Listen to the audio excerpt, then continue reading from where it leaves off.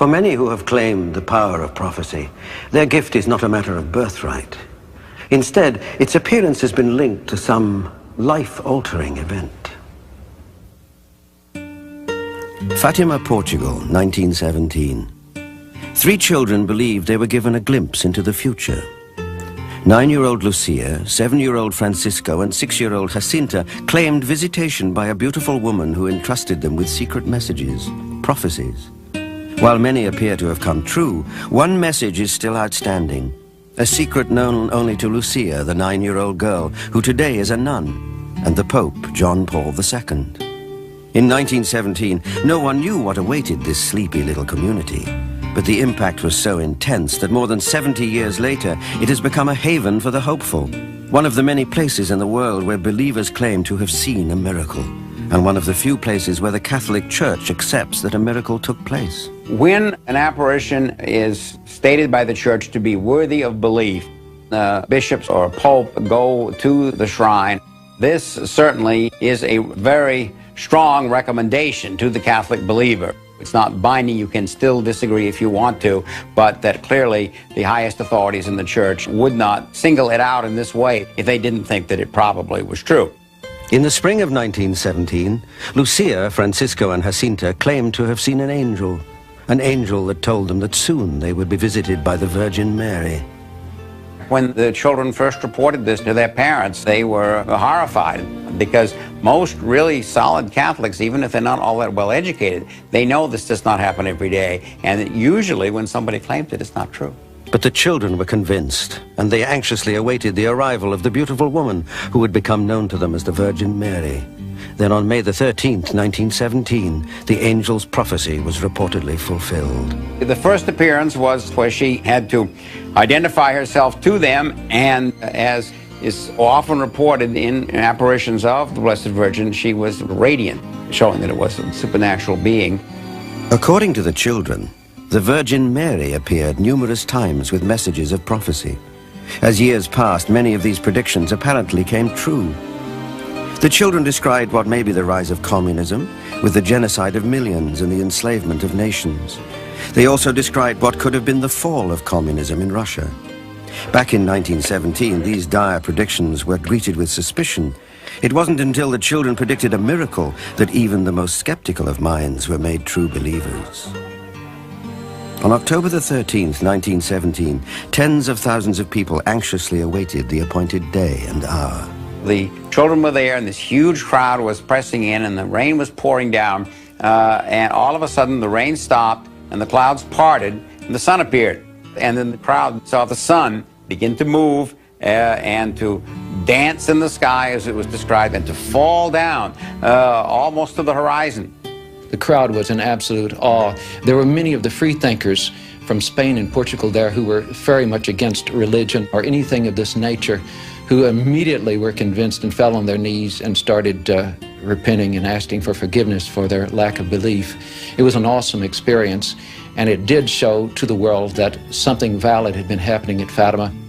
Despite the so-called miracle of the sun, there were still many questions as to the validity of the children's story. It would take time, but eventually even hardened disbelievers would come to rethink the events of 1917. This is very important, to follow what happens to the children or to anyone who sees or claims to have seen the Blessed Virgin Mary. One of the best proofs of whether it was really she is whether their lives are fundamentally and forever changed. And it certainly happened with the Fatima children. Early on in the apparitions, the children were told that 2 of them would die and would go to heaven, and the other one would remain for many years. Now, this has absolutely happened, and it happened right away. The children died of the terrible influenza epidemic which was going on. And this is hardly a thing that children could have foreseen or would have created for themselves. In the case of the third child, Lucia, we have overwhelming evidence. She desired nothing but the religious life from the time that this happened. She has been in the cloistered Carmelite house at Coimbra since 1948. This is the life that she wants, that she welcomes, a life of total devotion to God and to the Blessed Virgin.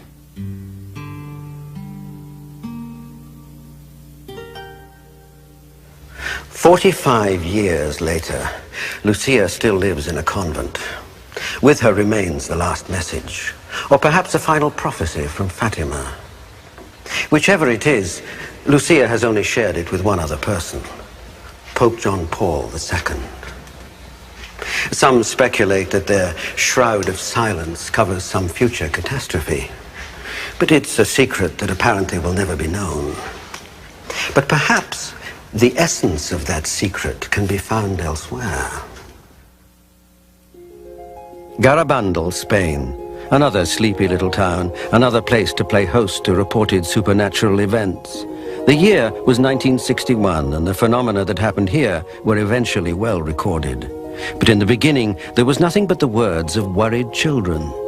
4 little girls, Conchita, Mary Louise, Jacinta, and Mary Cruz, were enjoying a day like any other. They had been stealing apples when a loud noise marked the beginning of a string of events that would reportedly last several years. It was pretty foggy. It looked like the fog became very bright, like white light. And I remember to hear a noise like a thunder. It was a big bump. They became very frightened. There wasn't a cloud in the sky. And the oldest girl, Conchita, suddenly falls on her knees. Her head goes back. She's looking up toward the sky. Her complexion changes, and the other 3 girls, believing that she has become ill, get ready to run to call her mother. But they don't get very far because the exact same thing happens to them.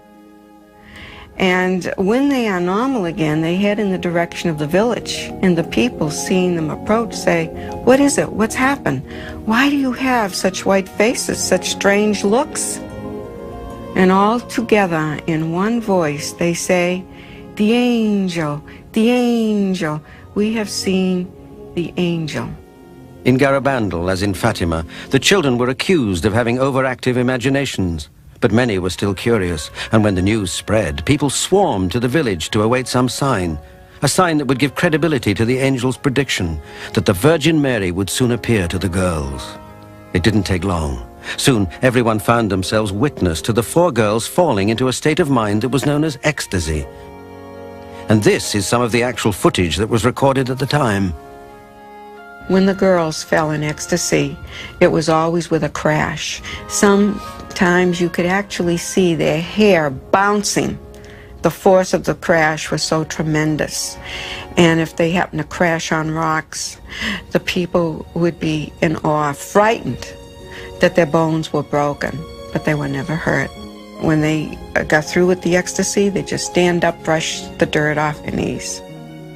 People were shocked and mystified. Garabandal became famous. The crowds grew as the amazing phenomena continued. Many of these were captured on film. This is Mary Louise supposedly levitating. More remarkable than levitation are the reports that while one young child was in this state of ecstasy, 4 men could not move her. Eyewitnesses were convinced that something of great spiritual significance was happening to the children. There were many phenomena that took place that remain unexplained to this very day. The girls running backwards. This was common occurrence, regardless of the day or the hour. They actually ran as though they had wings on their feet. Then the medical community arrived, searching for a more scientific explanation. There was a time when doctors would burn a matchstick in front of their eyes to see if they would flicker their eyes and blink and wink. No reaction. They stuck pins in them. They flashed bright lights in their eyes. Nothing bothered them. Nothing hurt them. And nothing left scars. Never. Here is Conchita, apparently in a state of ecstasy. Watch her eyes as the source of bright light is being beamed directly at them. Numerous spotlights are falling on Conchita's eyes, while the child, with a celestial expression, keeps on repeating the words the angel is communicating.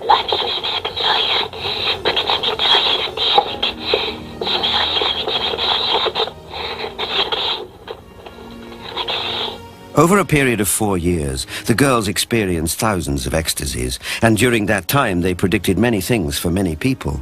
However, there were 2 nights when the girls predicted future events that would affect everyone. That night became known as the Night of Screams. The people began to follow them as usual. They said, no, don't follow us. You can't come. And when the girls got to the spot, they knew Our Lady was waiting for them, and they fell into ecstasy. They began screaming in the most terrifying way.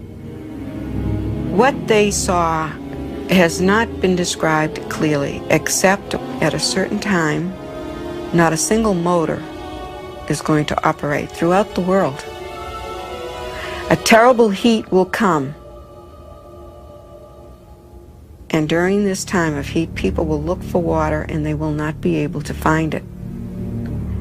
And they're going to attempt to kill one another in their desperation. The chastisement is more terrible than we can possibly imagine because it will come directly from the hand of God.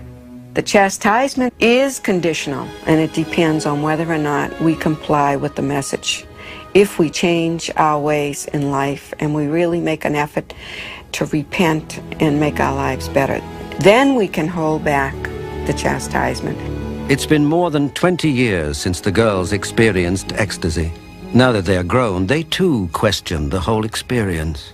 It really seems to me like happened to somebody else, so I don't know. I just try to remember the little girl going back and forth, but I don't remember to think anything.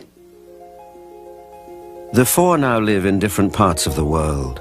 Their time in Garabandal has long since passed, but the events there are well remembered. According to believers, the end they predicted may be near. During the Night of Screams, a date was set, and this information was given to the girls. But they're not talking. Maybe they're unsure of what happened so long ago, but they have a date in their minds, and are forbidden to release that information until exactly 8 days before the final moment.